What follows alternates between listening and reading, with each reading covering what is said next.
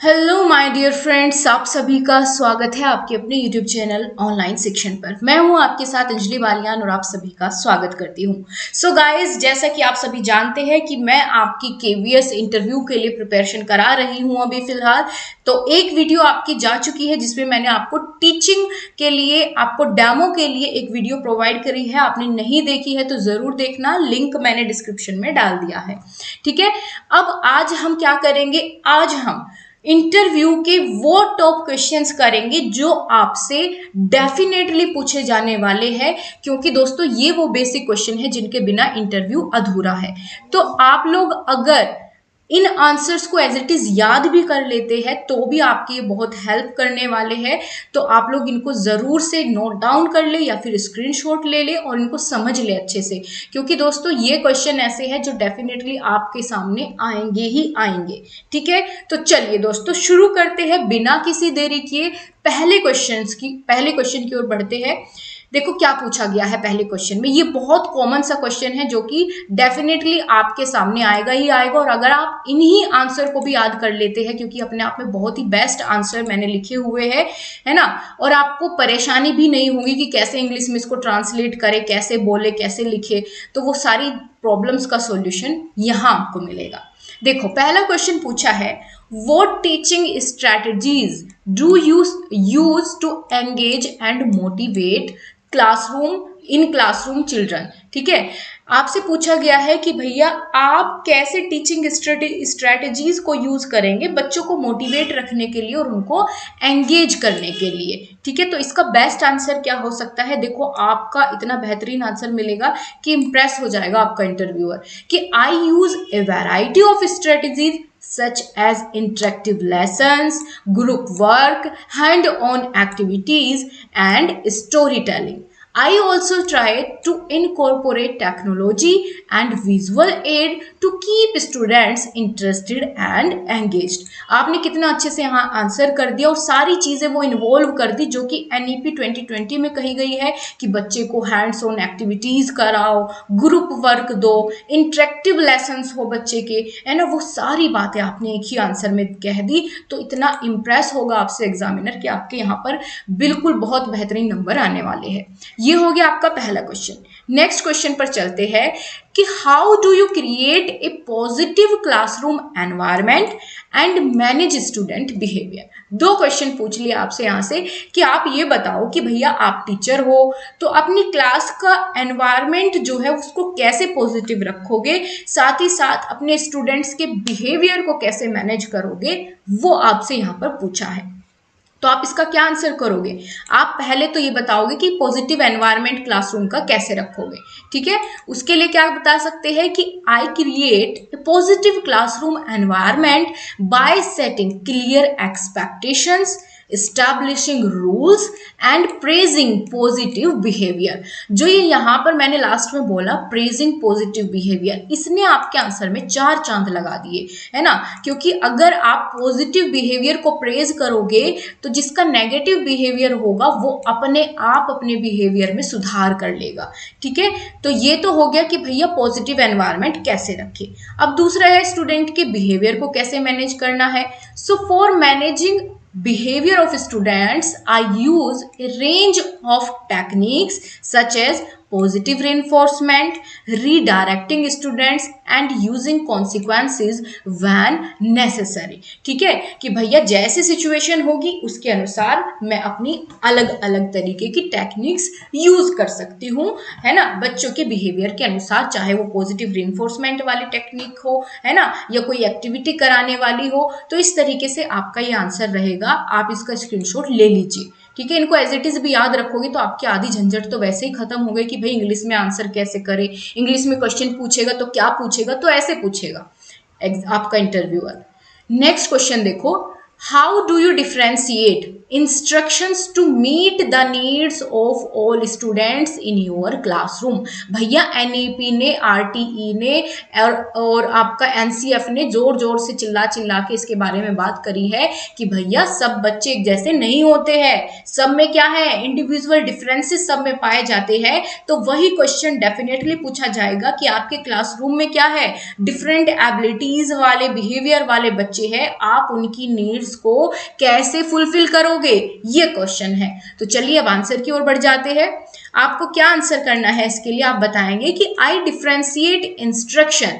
कैसे डिफ्रेंशिएट करेंगे, by assessing students abilities and adjusting lesson plan and materials to meet their individual needs. क्या बताया है, देखो इसमें ये तो बताया कि असेस कैसे करेंगे, ये भी बता दिया साथ में कि फिर क्या करेंगे, अपने लेसन प्लान को उनकी नीड्स के अकॉर्डिंग एडजस्ट कर लेंगे, है ना, ताकि उनकी इंडिविजुअल नीड्स को फुलफिल किया जा सके। आगे क्या कहा है, this includes offering extra support for struggling students and providing enrichment activities for advanced students। देखो कितना अच्छा आंसर अपना हो गया ये, क्या कि ये तो बताया आपने कि कैसे असेस करोगे, इसके अलावा ये भी बता दिया कि बच्चे जो कि स्लो लर्नर है, धीमे सीखते हैं, उनकी आप कैसे मदद करेंगे, उनको एक्स्ट्रा सपोर्ट प्रोवाइड करके, है ना, जो स्ट्रगलिंग स्टूडेंट्स हैं उनको क्या करेंगे, एक्स्ट्रा सपोर्ट दोगे। और जो बच्चे एडवांस्ड है, प्रतिभाशाली है, उनको आप कुछ एनरिचमेंट एक्टिविटीज करवा सकते हैं ताकि कोई से भी बच्चे का लॉस ना हो।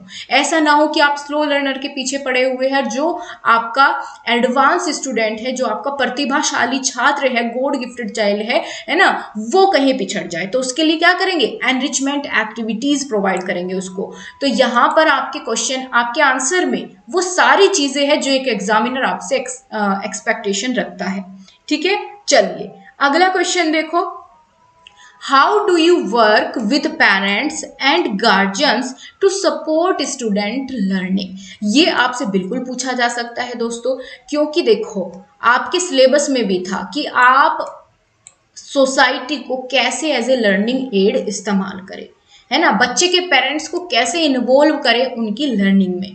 तो वही आपसे यहाँ पूछ लिया कि भैया आप कैसे इन्वॉल्व करोगे, आपकी क्या स्ट्रेटेजी रहेगी। ठीक है, तो चलो देखते हैं आपकी स्ट्रेटेजी क्या रहेगी। आपका बेस्ट आंसर होगा कि I maintain open communication with parents and guardians. कैसे, through regular updates and progress reports, कि भाई रेगुलर अपडेट्स देंगे हम उन्हें और साथ साथ प्रोग्रेस रिपोर्ट्स शेयर करेंगे बच्चे की, ताकि वे अपने बच्चे के बारे में जाने। इसके अलावा I also encourage them to be involved in their child's learning by providing resource and opportunities for them to participate in classroom activities। इसमें बताया है कि भैया हम उनको एनकरेज भी करेंगे ताकि वो अपने बच्चे की लर्निंग में क्या हो, भाग ले, है ना, उसमें शामिल हो, उनको अपॉर्चुनिटीज देंगे आपके स्कूल में भी आने की। इसके अलावा कुछ ऐसी एक्टिविटीज कराएंगे जिसमें पेरेंट्स भी इन्वॉल्व हो। तो इस तरीके से आप क्या करेंगे, और सबसे बड़ी बात ओपन कम्युनिकेशन रखेंगे,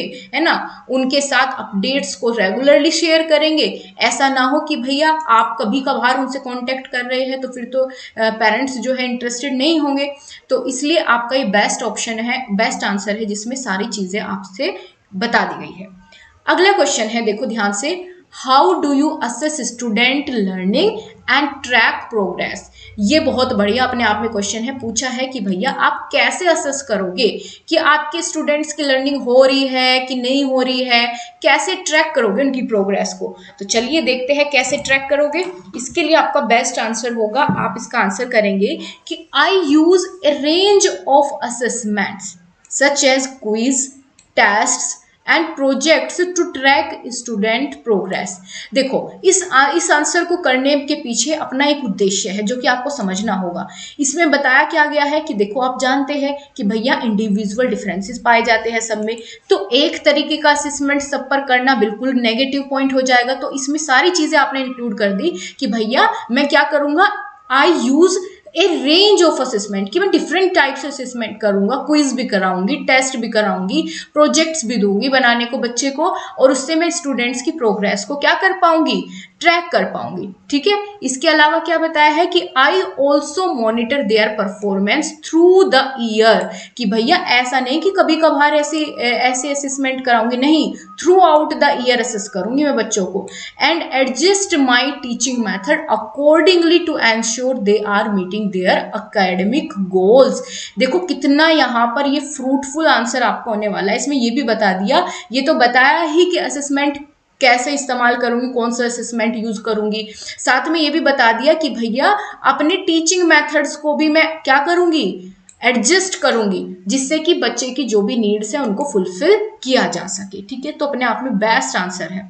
आगे देखो अगला क्वेश्चन और क्या यहाँ पर आपके लिए इंपॉर्टेंट है जो पूछा जाएगा, how do you stay up to date with the latest teaching methods and educational trends. देखो दोस्तों, अगर आपको क्लास पसंद आ रही है, आपको अच्छे लग रहे हैं क्वेश्चंस भी और आंसर्स भी, है ना, और आप बिल्कुल इन क्वेश्चंस को देख करके ही इनकी वैल्यू समझ सकते हैं कि कितना इंपॉर्टेंट ये क्वेश्चंस है आपके लिए जानना, है ना, और आंसर आपको एकदम परफेक्टली मिल रहा है। आप लोग अगर पसंद आ रहा है तो जरूर से कमेंट सेक्शन में मुझे बताना, और वीडियो को लाइक और शेयर करना भी नहीं भूलना है, ताकि मैं ऐसे वीडियोस आपको रेगुलरली प्रोवाइड कर सकूं। ठीक है, मुझे पता चले कि आपको नीड है इस चीज की, तो आप लोग जरूर बताइएगा कमेंट सेक्शन में।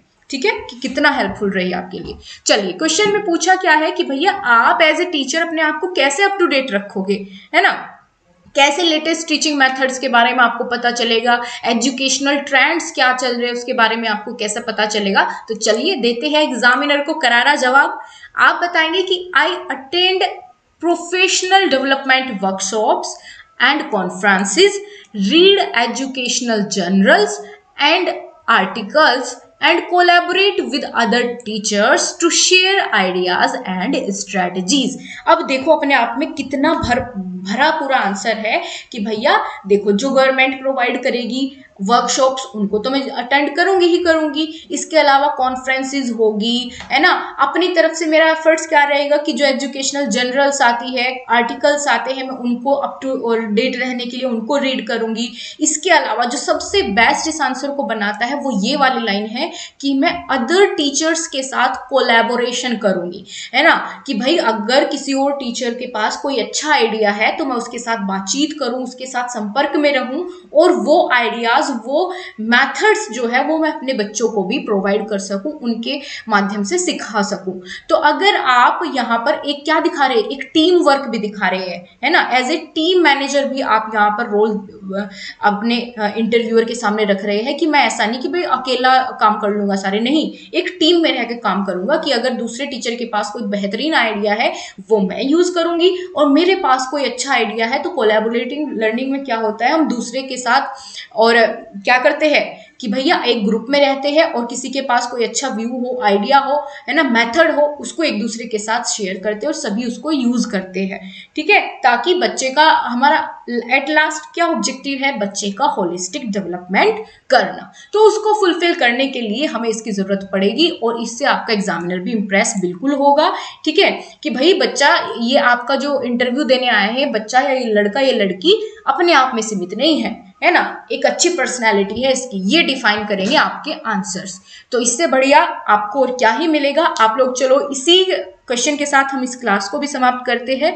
अगर आपको सच में क्लास बेनिफिशियल लगी है तो लाइक और शेयर जरूर करिएगा आप, और कमेंट सेक्शन में बताना नहीं भूलना, और इसी तरह की और वीडियोस के लिए चैनल को सब्सक्राइब आप जरूर कर सकते हैं। Thank you so much guys, मिलते हैं आपसे नेक्स्ट वीडियो के साथ, तब तक के लिए stay tuned, bye bye, take care.